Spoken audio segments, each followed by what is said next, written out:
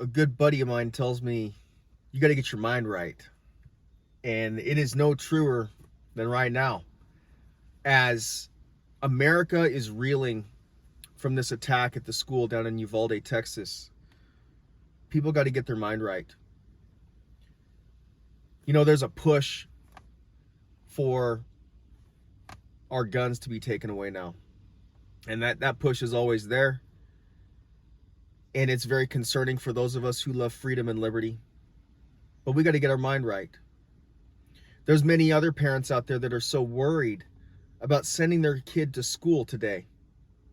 But they got to get their mind right. And what is it? Well, let's break into Psalm 24 and see what it has to say to us in our current situation. We're going to apply the word of God to our lives today.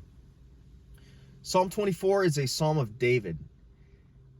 And it says, "The earth is the Lord's, and the fullness thereof." That means everything inside of it.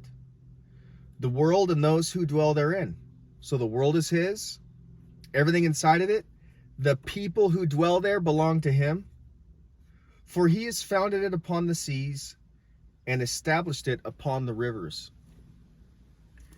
What this is telling you is that there is nothing that goes on that God does not see, that he is not aware of, that he's not in control of, that he's not sovereign over. So, how do you apply this to your life? It's so easy to start worrying about everything because something happens. Well, you're going to worry about tomorrow now. You're going to worry about the safety of your child at school. And I'm not telling you not to wear your seatbelt when you drive your car down the road. Obviously, you take your precautions where it's prudent to do so. If there's a threat, well, don't go there or mitigate the threat. But we've got to understand that God's in control. God knows the heart of the people. He knows the future. He knows what's going to happen.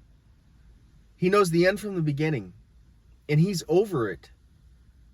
And it's so easy for us to start getting down into the nitty-gritty of everything and trying to figure out, Monday morning quarterback everything and figure out, well, how did this happen and how do we prevent it again?